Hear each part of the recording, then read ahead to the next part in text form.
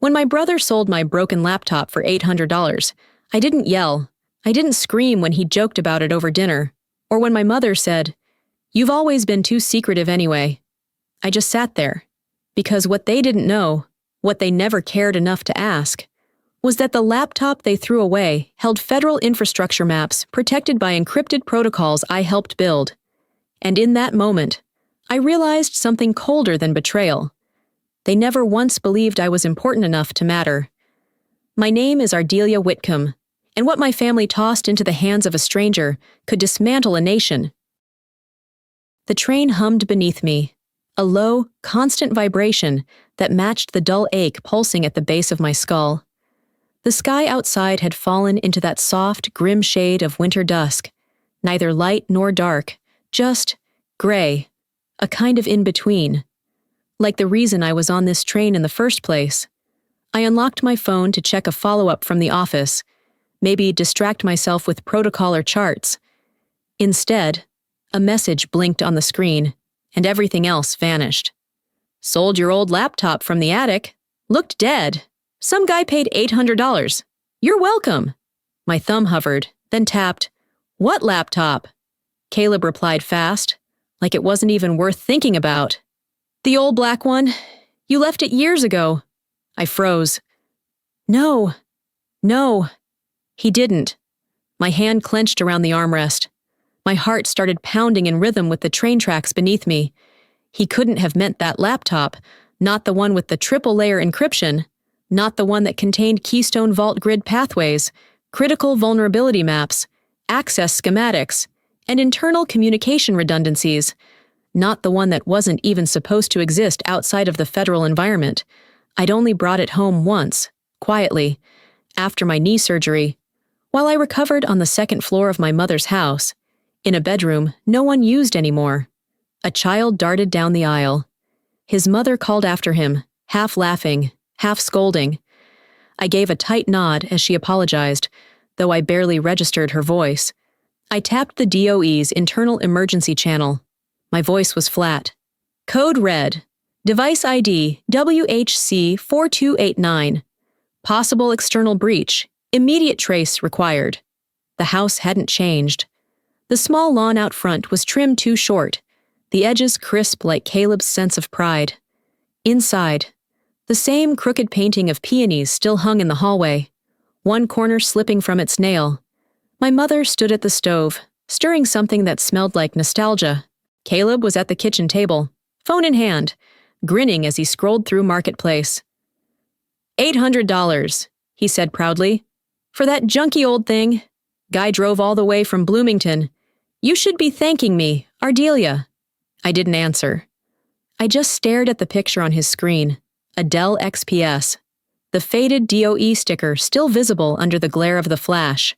4289. I could read it even through the blur. My mother turned, wiping her hands on her apron.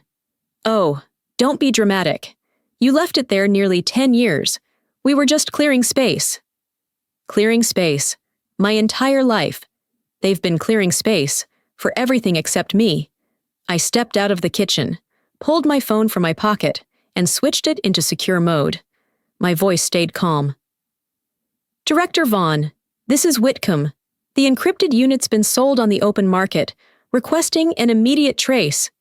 15 minutes later, a message returned. The device pinged an external server. VPN masked. Unknown location. Connection terminated. I called the regional field line. "Get me FBI liaison Beckett." An hour later, I was standing in the filthy apartment of Eli Harrow, surrounded by burnt solder and wires. When I showed him the picture, he smirked. "Yeah, that one. Sold it already. Some guy in Pennsylvania? Cash deal." "Do you have his name?" I asked. He shrugged. "Didn't ask." The stench of melted plastic filled the silence between us. The drive back was silent, except for the hiss of the highway. At a rest stop outside Columbus, I opened my personal laptop, linked into Vault ShadowNet, the sub-layer surveillance grid for passive intrusion mapping. The moment the console loaded, a signature scrolled across the screen like a ghost leaving its mark. Drow, Echo, 19. I froze. Drake Rowan. A name I hadn't said aloud in years. He'd served under me in a defense cyber unit. Brilliant, reckless, and ungovernable. He'd hacked our own firewall during a live exercise, claiming he wanted to prove how easy it was to break in. I defended him once. I shouldn't have. He was discharged. I was reassigned. That was the trade. And now his code, his signature, was on my missing device. I remembered his voice like static in my ear during those late-night drills. The only thing safer than the truth, Captain, is making sure no one knows how to find it. He'd meant it as philosophy. It had become prophecy.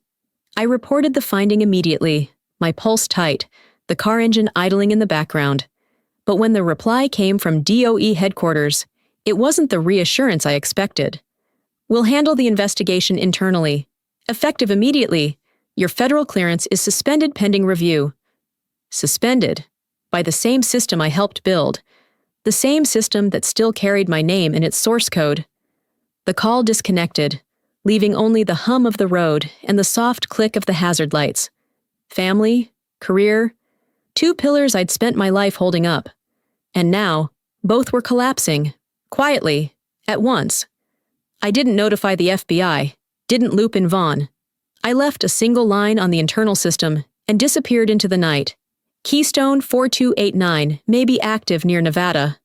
I drove 14 hours straight, crossing the edge of Arizona, chasing a trail that had nearly gone cold, except for one last BIOS ping, buried deep inside a failsafe I had built years ago. An automatic reflex signal, a digital scream for help when the device was moved inappropriately. Eureka, Nevada. The kind of town where secrets go to die. Wind howled against the rusted sign. ENH Custom Electronics.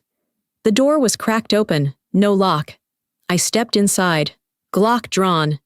The air stank of burned metal and sold air. In the center of the room, my laptop sat on the workbench, open, humming, alive. No one was visible. Then, creak, a soft door hinge behind me. Still walk like a soldier. But your left step slower, knee never healed? I turned. Drake Rowan, thinner, eyes darker, still the same way of seeing everything in you before you even speak. You accessed it, I said. Only the surface layer, he replied. I wanted them to know someone touched it. They needed a trail. He hadn't sold the data. He'd activated the device on purpose, not to expose secrets, but to expose who had already been digging. Keystone's been leaking for 9 months, he said. Not from the outside, from the inside. You think I'm the criminal? Whitcomb. But what if you're guarding the real thieves? We circled each other like two old predators, me holding a gun, him holding the truth, both of us holding old scars we never spoke of. He reached into his jacket and placed a flash drive on the table. That's what I pulled. Raw logs, dates, access points, internal traffic, all pointing one direction. I stepped forward to grab it. He stepped back. I'll give it to you, but only if we work together, just like old times. I stopped at a motel 20 miles outside of town, sat in the dark with only the laptop light bouncing off the walls. I loaded the flash drive. Drake's logs were clean, too clean. Timestamps, access patterns, metadata trails. Then one line hit me like a fist, an IP block traced to my department, but not to me. I ran the terminal ID, Assistant Director Mendez, the same man who wrote in my last performance review, overcautious, not adaptable enough to evolving challenges. So that's how they were playing it. Sell the data, blame the woman who lost the hardware. Technical elimination, dressed in protocol. I stared at the screen until my eyes burned. I didn't call Vaughn. I didn't call Drake. I called home, just to hear someone familiar. Caleb picked up. His voice was tight. What the hell are you doing? Mom's been crying all night. Can you stop thinking about your job for once and think about your family? I gripped the wheel with one hand, felt the dust coming in through the cracked window. It smelled like metal and failure. I didn't respond. Instead, I opened the old marketplace post from Caleb. There it was, the photo, my laptop, front and center, and in the corner of the image, the DOE sticker, Serial code, QR tag, all clear, all scannable. Twist of the knife. Anyone with a phone could have verified the device belonged to the government. That alone could trigger Section 641, unauthorized disclosure of federal property. If the FBI wanted, they could charge my brother. Back at the repair shop, Drake was reconfiguring the power leads. "We're running out of time," he said without looking up. "They'll trace us soon." I laid my hand flat on the bench, staring down at the laptop screen blinking blue. "Then we trace them faster." We sat in a darkened garage behind an abandoned repair shop on the outskirts of Fallon, Nevada. Dust hung in the air like ash. Drake worked silently beside me, his fingers dancing across a tangle of boards and cables. He was split-streaming the BIOS signal, faking location data to buy us time. Meanwhile, I was gambling with the last thing I had left, my integrity. He paused, eyes narrowing. "Got something." A new string of data unspooled across the screen, encrypted traffic routed from the inside. "Mendez wasn't working alone," he muttered. "There's a second access log, clean, covered, but not invisible. Linda O'Rourke, senior network architect, my friend, my confidant, someone who once stood by me when no one else did. And now, she'd left a back door wide open, either from greed, pressure, or fear. Either way, I knew what that meant. She believed in me once. Now she's helping them burn it down. The BIOS ping would draw DOE and FBI here soon. We had minutes. "You could hand me in," Drake said. "They'll spare you. Yeah, or we burn the trail together." I replied. I accessed the secure deadhand channel, a deep access failsafe I'd coded and hidden years ago. "You still had access?" he asked. "They forgot who built this system. I never forget my exits." We created the dump file, encrypted, signed, time-stamped. Then we split it. One copy to the FBI's secure intake, the other to the DOE's Inspector General. The fuse was lit. We hit Route 278 before dawn. The desert stretched wide and silent. Drake clutched the drive to his chest, blood darkening his sleeve from a shallow cut earned the night before. I kept my eyes on the horizon, and the blockade that finally appeared just past a bend near Eureka. FBI units, unmarked SUVs, guns out. "They'll shoot if I run," he said. I gripped the wheel, heart steady. "Then we don't run. We drive straight through. Let's go home." We accelerated. Tires screamed. Sirens flared. Commands echoed from loudspeakers. "Step out of the vehicle. Hands in the air." We didn't stop. Twist, at 70 miles per hour. Drake hit send on the auto-split protocol. 2 servers received the encrypted file at once. Then, chaos. He was hit in the shoulder. I was pulled from the driver's seat, slammed onto asphalt. The laptop slipped from my coat. It blinked once, still alive. The screen lit up. Self-destruct encryption? YN. I didn't hesitate. Why? Gone. Every fragment of Keystone Vault's data, incinerated by its own code. No one could use it now. Not the traitors. Not even me. Later, in an open-air tent under FBI custody, an agent leaned close and said, "You realize this could end your career." I looked up, voice calm. "Careers rebuild. National security doesn't." They kept me in a federal holding site just outside Carson City for 3 days. No charges filed, no legal counsel offered. Just cold rooms, cold lights, and colder questions, all from people who used to call me colleague. On the 4th day, Director Vaughn arrived. He didn't enter the room, just stood behind the two-way glass, arms folded. "Why did you destroy the laptop, Ardelia?" I didn't flinch. Because the data had become more dangerous than useful. It was no longer about protection. It was about power. He didn't reply. Instead, he slid a report envelope onto the table. "OIG has opened a formal investigation on Mendez. Drake's logs line up with our own anomalies. You may be right." Twist.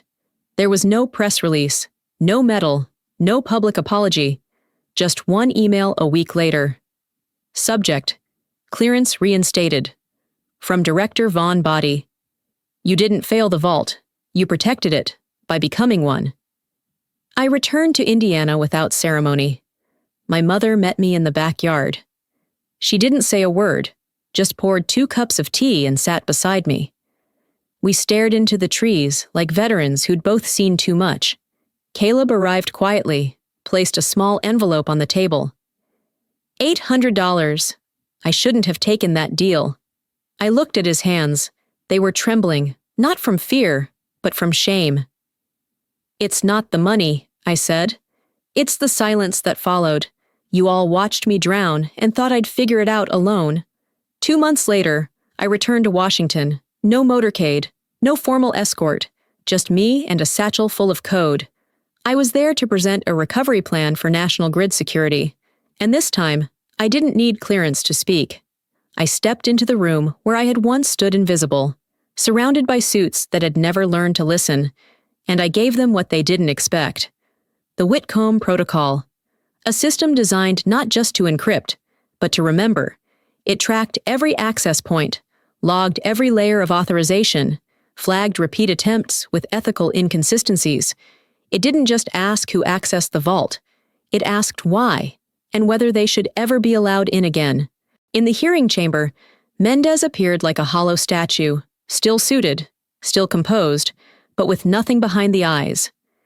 His silence was broken only by the sound of evidence. Drake's logs, my forensic overlays, financial records showing Mendez had sold Keystone credentials to a multinational energy firm in exchange for shadow equity. The room froze. No one looked at him. They only looked at me. I said one sentence. The vault wasn't broken by hackers. It was betrayed from within.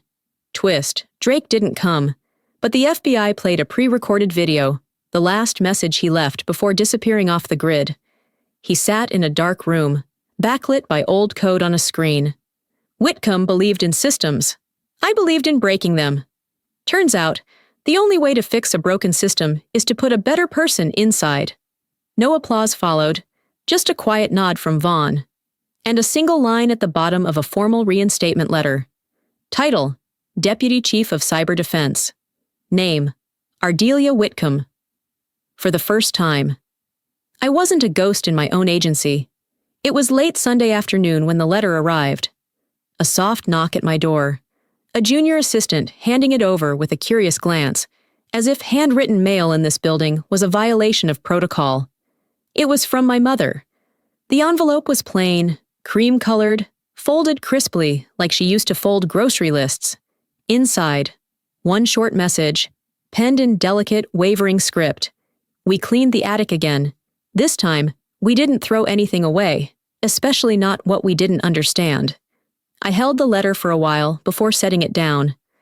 Across from me, the main monitor glowed with the newest schematic of the vault's layered encryption. The lines were clean, overlapping, breathing like a living organism. A system that didn't just defend, but learned, tracked, remembered. At the base of the screen was my badge, Deputy Chief of Cyber Defense.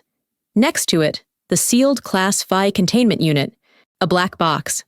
The laptop, labeled with one small placard in brushed titanium, Whitcomb 01. I hadn't asked them to name it that. I hadn't wanted them to, but someone had. I turned slightly toward the window. Outside, the sky had the same tone as the day I left Indiana, but somehow it felt gentler now. Sunlight filtered through the blinds in long, angled streaks, cutting across the room in silence. I thought of what I had sacrificed, of what I almost lost, of everything that had slipped through cracks, and the few things that, against all odds, stayed. Not because I held on tighter, but because I chose what to let go of, and what to guard, with silence, fire, and faith. Some vaults, I murmured, aren't made of steel. They're made of memory, and mine was built the day my family sold it, and I chose to protect it anyway.